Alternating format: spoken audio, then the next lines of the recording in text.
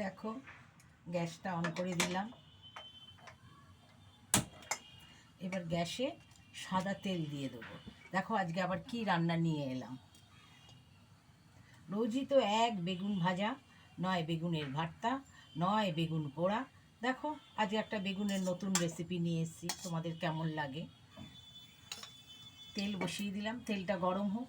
আর এই ফাঁকে আমি এই যে বেগুনগুলোকে কেটে নিলাম লম্বা লম্বা করে। যদি লম্বা বেগুন পাও সবচেয়ে ভালো হয়, আমার তো ছিল না। আমি ওই ভাজার বেগুনগুলোকে লম্বা লম্বা করে কেটে ওতে ময়দা, একটু সুজি, একটু সোয়া সস, নুন দিয়ে মাখিয়ে নিয়েছি। নিয়ে এবার এই তেলে ভাজবো। যদি তোমাদের কর্নফ্লাওয়ার থাকে কর্নফ্লাওয়ারই দেবে, তাহলে সুজি ময়দা দিতে হবে না। আমার আছে কিন্তু এত কম যেটা এটাতে হবে না। এবার দেখো তেলটাও গরম হোক।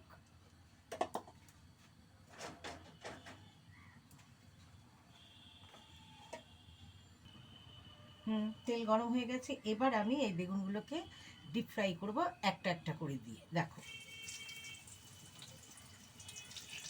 তাহলে ভাজাটা ভালো হবে আর কি, সব দিলে কেমন জড়িয়ে যাবে। এর চেয়ে একটা একটা করে ভাজি, খুব একটা দেরি হয় না রান্নাটা করতে।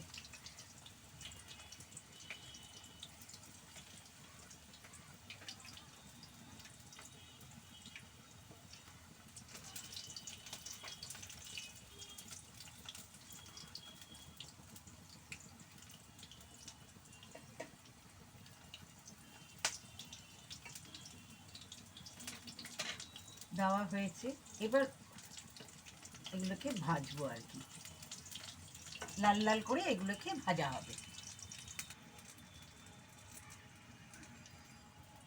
দেখো লাল লাল করে ভাজা হয়ে গেছে। এই যে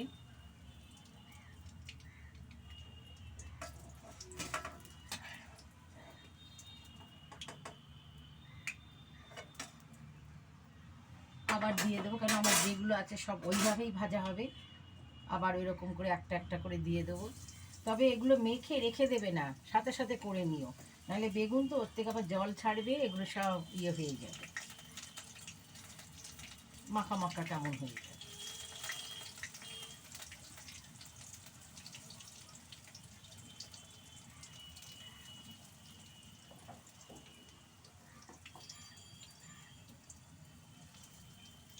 দেখো আবার এগুলো ভাজছি, ভাজা হোক। দেখো সব বেগুনগুলো এরকম করে ভাজা হয়ে গেছে, দেখতে পাচ্ছ সব বেগুনগুলো ভাজা হয়ে গেছে।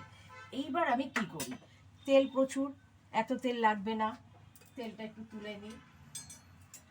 এত তেল লাগবে না, অনেকটা তেল হয়ে গেছে, কেন ভেজেছি না ডিপ ফ্রাই করে, তাই জন্য তেল বেশি দিতে হয়েছে। এবার তেলটা তুলে নিই, এত তেলে ঠিক।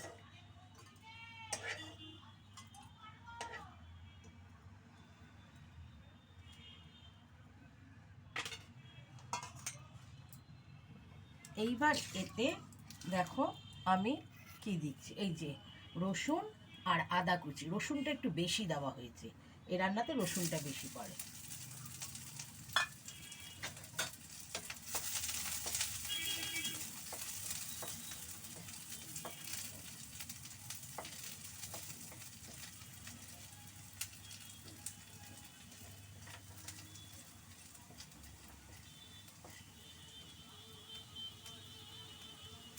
এইবার দিয়ে দিচ্ছি এই যে বড় বড় করে পেঁয়াজ কুচি। তোমরা ছোট ছোট করেও কেটে দিতে পারো,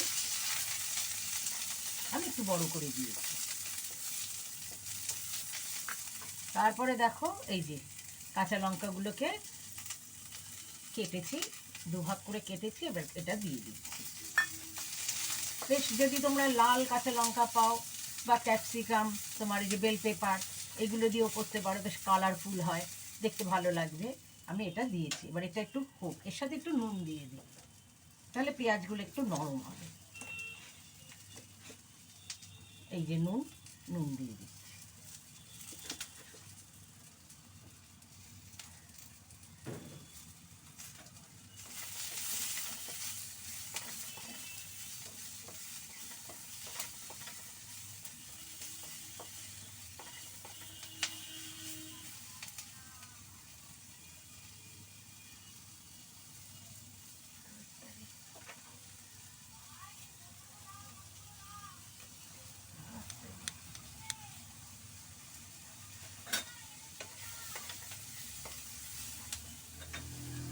সাথে একটু চিনি দিয়ে দিই, মিষ্টি। এই যে চিনি একটু দিচ্ছি, ভালো লাগবে চিনি দিয়ে।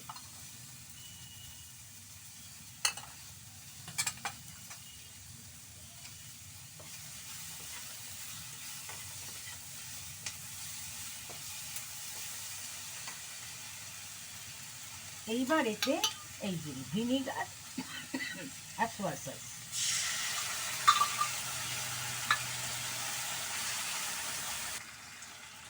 এইবার দেখো এতে কি দিচ্ছি, ভিনিগার আর সোয়া সস দিয়েছি। এইবার এতে তোমার এই যে sauce, tomato sauce, chilli sauce আর তোমার শেজওয়ান সস, এটা দিয়ে দিচ্ছি।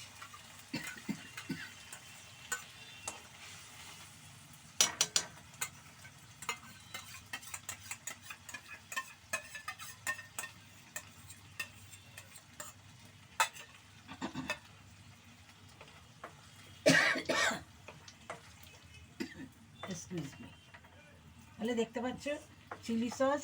তাহলে আমি কি দিলাম, প্রথমে আমি আদা রসুন কুচি দিলাম, পেঁয়াজ কুচি দিলাম, লঙ্কা কুচি দিলাম, আর তোমার দিলাম এখন ভিনিগার আর সোয়া সস, তারপরে তোমার ওই 3 রকম সস দিয়ে এবার ধরো একটু জল দিয়ে দিলাম, একটু জল দিয়ে দিলাম, বেশি না, অল্প জল দিলাম, কেন বেগুনগুলো ডুববে তো, তার জন্য একটু জল দিলাম, দিয়ে এটা একটু ফুটুক। এবার দেখো একটু পেঁয়াজ পাতা দিয়ে দিচ্ছি, থাকলে দিও, না থাকলে লাস্টে নামাবার আগে একটু ধনে পাতা দিয়ে দিও, দেখতে ভালো লাগবে। আমার আছে, আমি তো একটু পেঁয়াজ পাতাটা দিয়ে দিলাম। এইবার আমি এই যে বেগুনগুলো ভেজেছিলাম, এই বেগুনগুলো এক এক করে দিয়ে দিচ্ছি। এবার আমি বেগুনগুলো দিয়ে দিচ্ছি।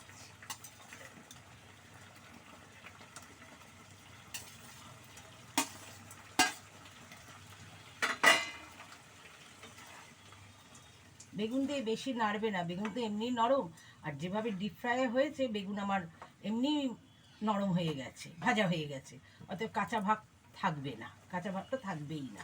এই যে বেগুনটাকে দিয়ে একটু নাড়িয়ে চালিয়ে নিচ্ছি, বেশি না, যাতে গায়ের মধ্যে সব মশলাগুলো লাগে, খেতে ভালো লাগে, এর জন্য বেশি যেন নাড়াচাড়া না হয়। এই দেখো নাবিয়ে ফেললাম, তার মানে আমার রান্না কমপ্লিট।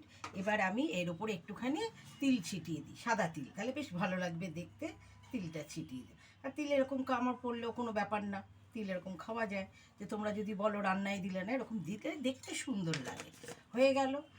তোমরা এখন কি নাম দেবে জানি না, হয়তো অনেকে অনেক ইংরেজি নাম দেবে, আমি ভাই সাদামাটা বাঙালি, আমি নাম দিচ্ছি টক ঝাল বেগুনের, বেগুনের টক ঝাল। তাহলে আজকের মতো রাখি, বাই, আবার দেখা হবে।